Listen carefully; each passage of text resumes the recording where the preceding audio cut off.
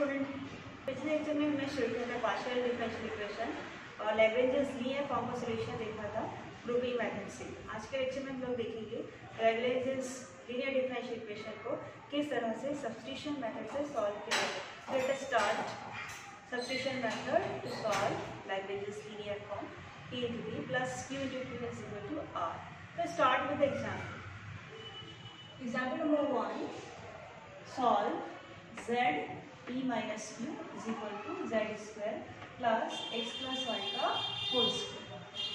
सबसे पहले हमें लिखना है जो क्वेश्चन दिया है उसके गिवन में लिखना है सॉल्यूशन में given z p minus q is equal to z square plus x plus y का होल स्क्वायर। और इसको 10 मल्टीप्लाई कर लेते हैं zp माइनस zq बराबर z square plus x plus y का होल स्क्वायर। अब को स्मॉल p क्यों है तो लैग्रेंजेस लीनियर फॉर्म है, इसको कंपेयर कर लेते हैं साइड फॉर्म से। तो compare with p into p plus q into q is equal to r।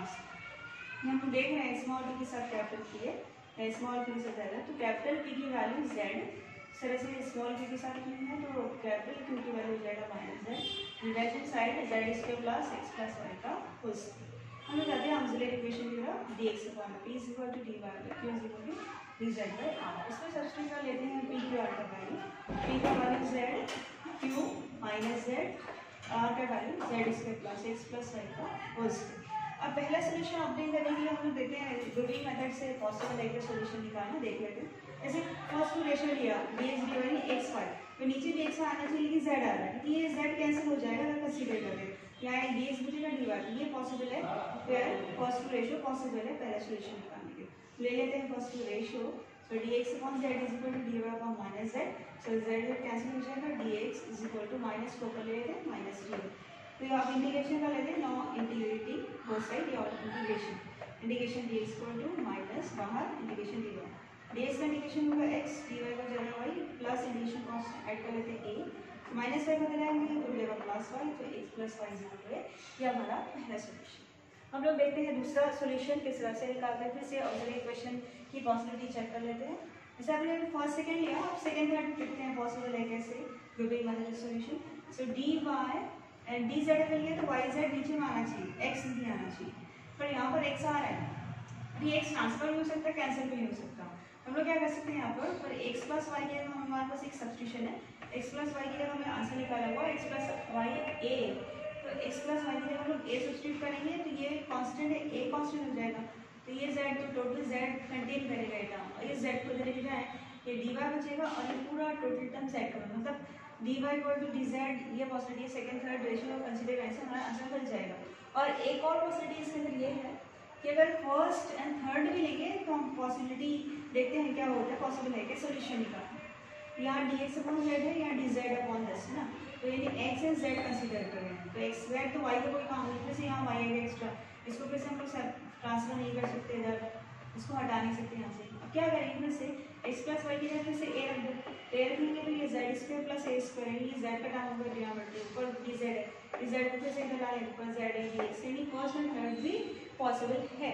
हम लोग क्या कर लेते हैं कि फर्स्ट एंड थर्ड ले सकते हैं, आप सेकंड थर्ड भी ले सकते हो, कोई प्रॉब्लम नहीं होगा, तो फर्स्ट एंड थर्ड लेते हैं। तो फर्स्ट एंड कंसीडर कर सकते हैं दूसरे सॉल्यूशन के लिए, तो dx upon z equal to dz upon z square plus x plus y का होल स्क्वायर। हम लोग क्या करते हैं z को इधर ट्रांसफर कर सकते हैं, z dz हो जाएगा इस तरह से dx बराबर z dz upon z square plus a square, x plus y की जगह सब्स्टिट्यूशन रखते हैं a स्क्वायर, a रखेंगे तो a स्क्वायर बन जाएगा।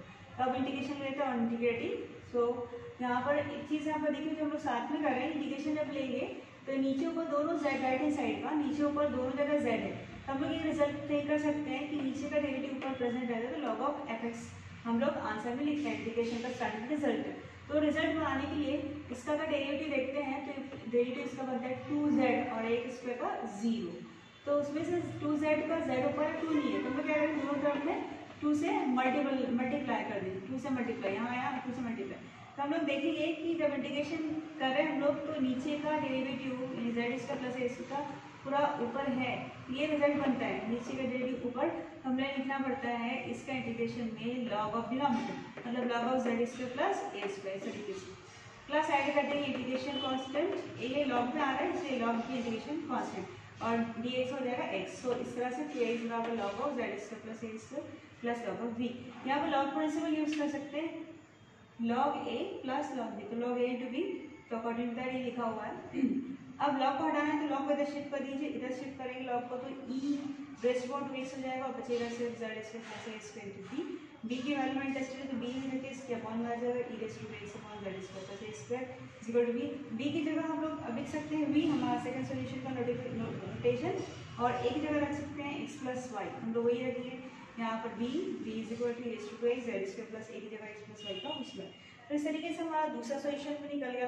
Now the required solution of the given differential equation is, हम लोग इंडिकेट करेंगे f of u, v इक्वल टू 0, तो u की वैल्यू हमने निकाला है x plus y and value of v is to base upon z square plus x plus y का होल स्क्वायर। इस तरह से हमारा पहला प्रॉब्लम सॉल्व हुआ सब्स्टिट्यूशन मेथड से लैग्रेंज लीनियर फॉर्म का। अब हम लोग चलते हैं दूसरे प्रॉब्लम की तरफ, second example on substitution method. So let us see that.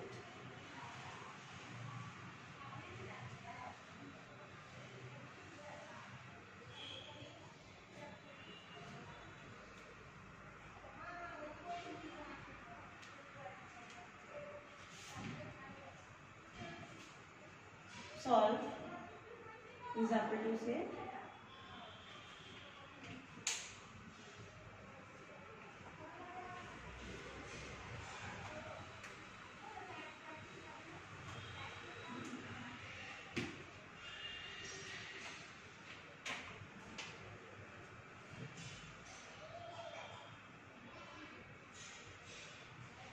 Example 2, solve p minus q बराबर log of x plus 1।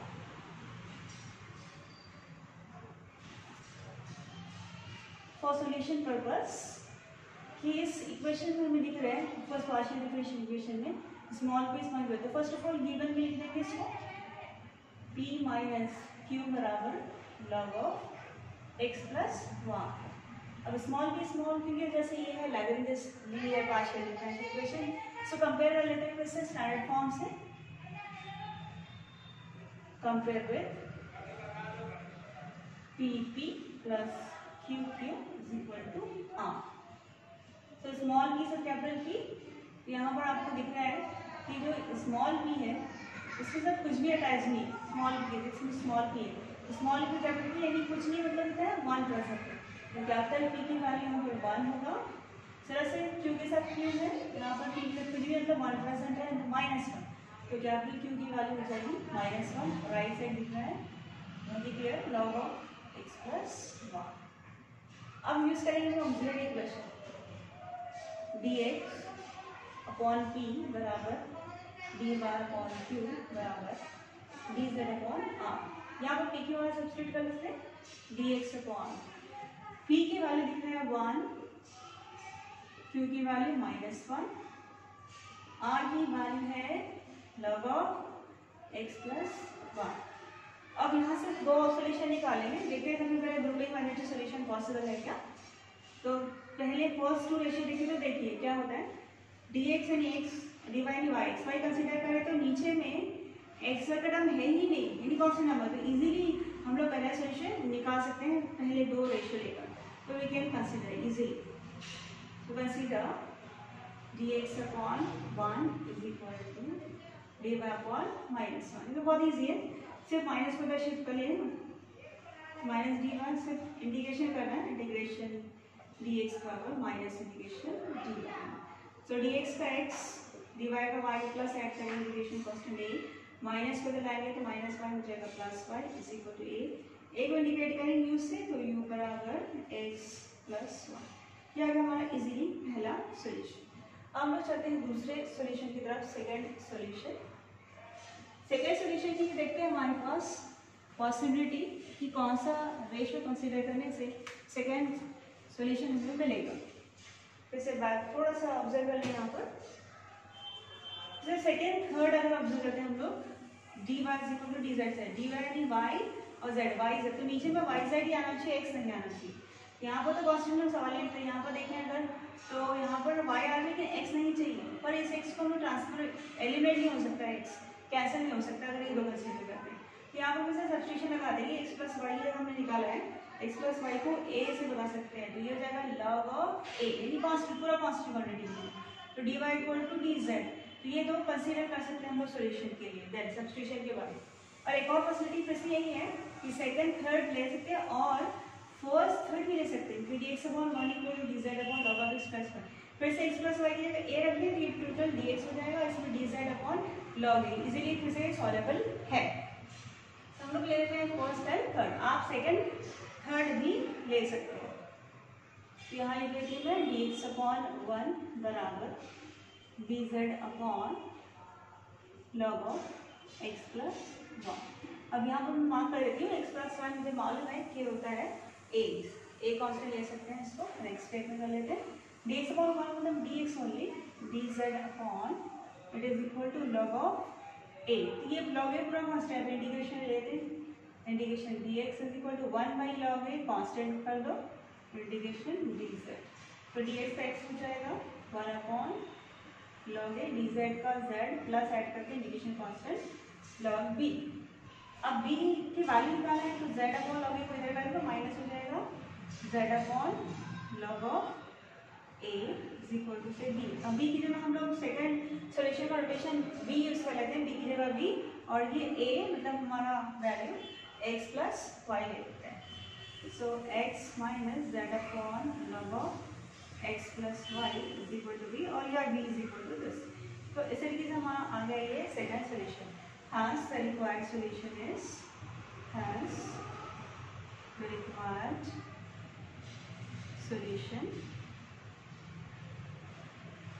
of given PDE is a for u comma b is equal to 0, that implies f of u की value हमने निकाले हैं x plus y, b की value भी हमारे पास आई है, that is x minus z upon log of x plus y. तो this is the final solution. तो ये हुआ हमारा सेकेंड एग्जाम्पल। अब हम लोग चलते हैं थर्ड एग्जाम्पल की तरफ, इसी सब्स्टिट्यूशन मेथड पे। Late us start third example.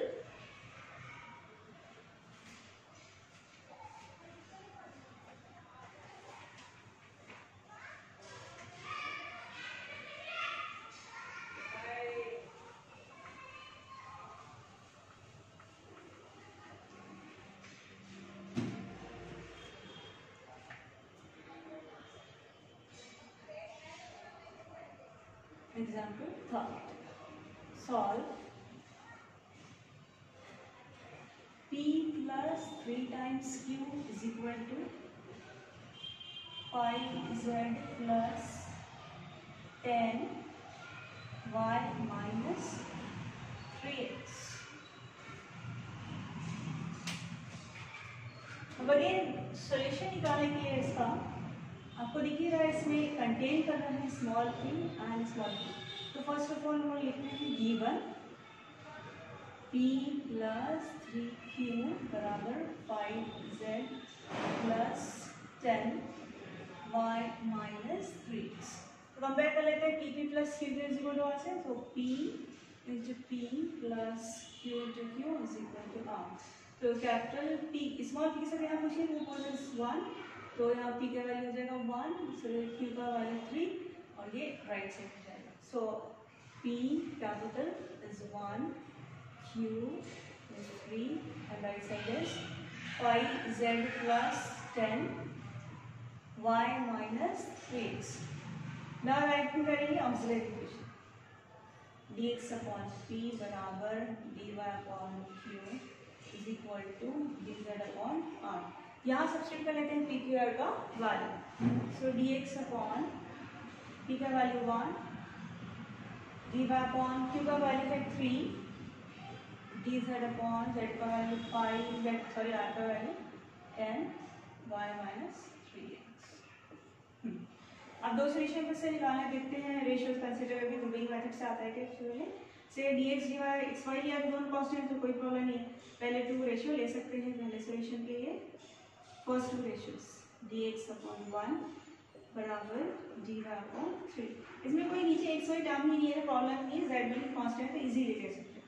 तो 3 को इधर लेके जाओ तो 3 dx बराबर y point Y is Y, या फिर अवॉइड कर सकते हैं इसको, इंटीग्रेशन ले लें 3 into integration D X integration of D Y, तो 3x is equal to Y plus integration cost add करो a, तो 3x माइनस वाई बराबर a। हम लोग माइनस है कॉमन ले रहे हैं, हो जाएगा y minus 3x is equal to a, minus को लेके जाओ y minus 3x is equal to minus a, तो इंटीग्रेशन कांस्टेंट को माइनस a को फिर से हम लोग ले सकते हैं a minus 3x is equal to constant a। ये हमारा हो गया पहला सोल्यूशन।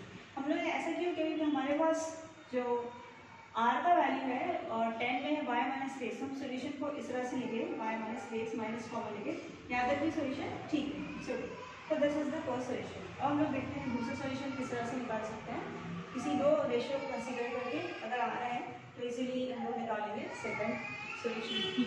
तो let us see that how to get second solution here. Again second third ratio को देखिए, dy upon 3a dz, dy dz मतलब y z का डिनोमिनेटर डिनोमिनेटर y z, ये x आ गया, नहीं चलेगा इसको, तो कैसे, लेकिन यहाँ सब्स्टिट्यूशन हो सकता है y minus 3x, y minus 3x का a रख सकते हैं हम लोग, माइनस या a रख सकते हैं, a सिंपली रख सकते हैं, यहाँ a रखने पे हो जाएगा 10a सिंपल, तो 10a कांस्टेंट हो जाएगा, ये पूरा बन गया फिर z का टर्म, तो फर्स्ट अब थर्ड लो या सेकंड थर्ड लो, दोनों जगह पर आप सॉल्यूशन निकाल सकते हैं। मैं फर्स्ट और थर्ड ले लेते हैं सॉल्यूशन पर्पस के लिए, और उसमें जाने से पहले हम लोग एक को डिनोट कर लेते हैं, सॉरी इसको हम लोग एक बार और रिवाइज कर लेते हैं, ठीक है। इसे एक को बता सकते हैं u is equal to 1 minus 3x, और रोटेशन के हिसाब से तब लोग अब लेते हैं सेकंड सॉल्यूशन की, फिर से देख सकते हैं, एक बार और फिर बता देती हूँ। फर्स्ट एंड थर्ड लीजिए, सेकंड थर्ड दोनों जगह पर सोल्यूशन टू मिल जाएगा, सिर्फ ये है कि y माइनस 3 की जगह a रख लें, तो टोटली x टोटली z ये ले सकते हैं हम लोग, या सेकंड थर्ड भी पॉसिबिलिटी है। तो हम लोग लेते हैं dx फर्स्ट एंड थर्ड से upon 1 is equal to dz upon 5z plus 10 y minus 3x, y minus 3x हमने अभी निकाला है a, कॉन्स्टेंट a रख सकते हैं, dx ओनली लिख सकते हैं dz अपॉन 5z प्लस ये a हो गया सकते हैं, क्योंकि y minus 3x we suppose is a for solution. ये 10a तो कांस्टेंट है, तो ये पूरा z वाला टर्म बन गया, तो इंटीग्रेशन ले सकते हैं, integration dx integration dz upon 5z plus 10a। अभी किस तरह से राइट साइड का इंटीग्रेशन किस तरह से देखिए, integration dx upon x plus a जैसे हम लोग लिखते हैं, तो उसका इंटीग्रेशन क्या होता है log of x plus a, तो वैसे ही यहाँ पर है राइट साइड में, ये z का टर्म है और ये कांस्टेंट है, मतलब x से इंडिकेट करें तो x का टर्म प्लस कांस्टेंट, तो z से है तो z का टर्म प्लस कांस्टेंट, मतलब हमारा जब भी dx अपॉन x से log ऑफ होता है, तो ये भी इसके हिसाब से हो जाएगा log of 5z plus 10a, और इंटीग्रेशन dx का x हो जाएगा, ये हो जाएगा log of 5z plus 10a plus integration constant add करेंगे log b। हम लोग क्या करते हैं इसको, जैसे ये समझ लो जो log a है ये log b, तो log a to b log principal use करें, log 5z plus 10a into b x। अब log प्रदर्शित कीजिए तो e की पावर में आ जाएगा e रेज़ टू x, तो देगा 5z plus 10a into b। अब b की वैल्यू निकालना है इसको, ये मल्टीप्लिकेशन में जो डिवीजन में आ जाएगा 5z प्लस 10a बराबर b। अब b की जगह b रख दें और a की जगह पर हमारा y minus 3x, so b is equal to e raise to x upon 5z plus 10 plus into 10, और a की जगह पर हमारा जाएगा y माइनस 3x। तो इस तरीके से हमारा दूसरा सोल्यूशन भी लग गया। Hence conclude the required solution, hence required solution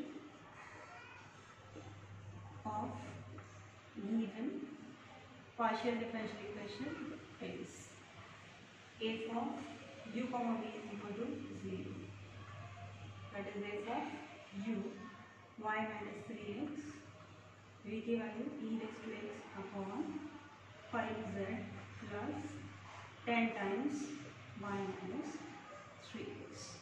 So this is again final solution for problem number 3. So I hope you understand very well. Next lecture हम लोग देखेंगे कि partial differential equation PP plus QQ is equal to R को किस तरह से method of multiplier से solve किया जाता है. So thank you so much.